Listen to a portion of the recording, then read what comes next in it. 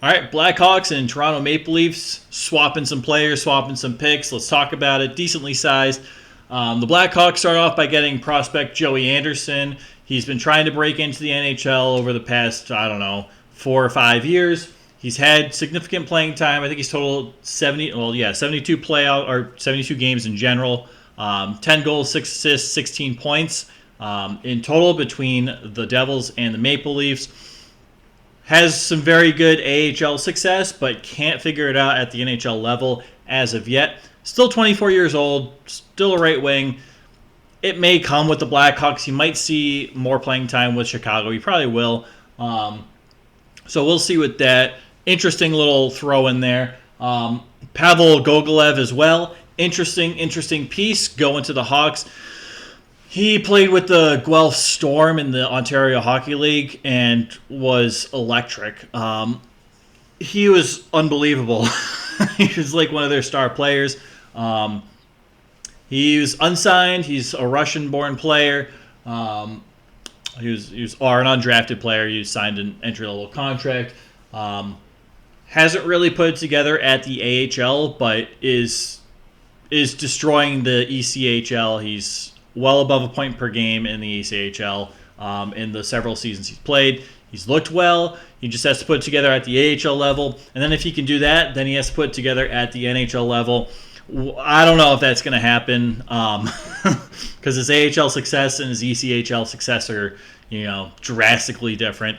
So we'll see. But the interesting pieces are the Blackhawks get the Toronto Maple Leafs 2025 first-round pick. It is top 10 protected. So if that's the top 10 pick, it'll go to 2026. Interesting the years, though. This is when Austin Matthews and William Nylander's contract expire. So interesting of note. And then the second round pick in 2026 is when Tavares and Marner's contract expires. So we'll see if the Leafs decide they have to rebuild or retool or something. These could be decent picks. It's interesting, but the Leafs, I don't really hate what they're doing. Kyle Dubas is doing everything he can to keep his job, and he's going all out, and he's trying to get past the first round this year. So let's talk about it. So the Leafs get defenseman Jake McCabe. Half of his salary is retained. McCabe is a solid top 4 D-man. Can eat minutes if you need him to. Can be a stay-at-home guy. It's got a little bit of offense in there. It's nothing to really write home about, but there's a little bit of offense there. But they also get Sam Lafferty, which is interesting. Sam Lafferty, what's he have, like 21 points in 50 games or something this year? So depth down the middle. He can play center, he can play wing. Kind of a versatile player, but the Leafs are adding depth scoring, which I personally think they need quite a bit. I think their defense has been fine. Their goaltending's been fine. Their first 2 offensive lines have been fine, but they need depth scoring to get through Tampa, and Lafferty helps with that. Their defense,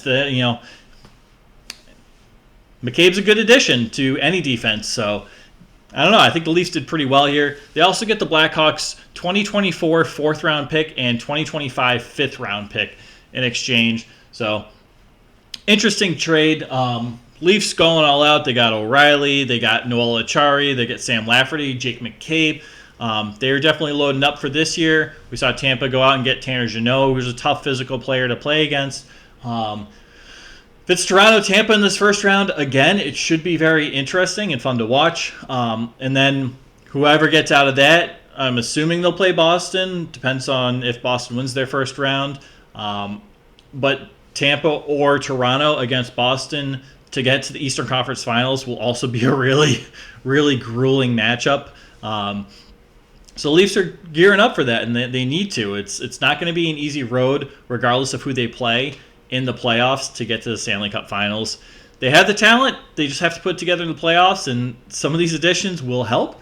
Dubas is doing everything he can to keep that job, though. So I'm not too mad about it from a Leafs perspective, but the Hawks, I think, were really smart in how they approach this. You get a first-round pick. You get a second-round pick. You get to worry about that. Those may be higher picks when the Leafs have to worry about re-signing their big 4 players. I think that's smart asset management rather than getting a first-round pick or a second-round pick sooner when you know the Leafs are still going to be competitive and probably a playoff team as they are this year. So just interesting stuff. What do you guys think? Who won? Do you like the Leafs? Do you like the Hawks? I think this really helps the Leafs now. I think it's a bit of an overpay. So I think the Hawks end up with the better end of this deal, but the Leafs are going for it, and it's the trade deadline. Every team that is a potential Stanley Cup contender is loading up at this point in the Eastern Conference. We've seen the Rangers do it. We've seen the Devils do it. We're seeing the Bruins do it. We're seeing the Leafs do it. We're waiting on the Carolina Hurricanes to do something with all the cap space they have, because they have a good amount of cap space. But we're seeing the Lightning trade away all their draft picks for Tanner Jeannot. So we're seeing things happen. So I don't know. What do you think? If this doesn't work out, is this a bad trade for the Leafs? If the Leafs still lose in the first round, was it worth giving up a couple first-round picks? I don't know. Honestly, though, I like it from the Blackhawks' perspective. I think this really helps them long-term.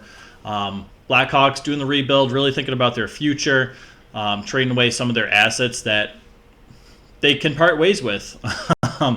So it's interesting. I wasn't sure we were going to see a first-round pick go for McCabe and a second-round pick for Lafferty, essentially straight up like that. But here we are. All right, let me know what you guys think. I appreciate you. Take care, all right?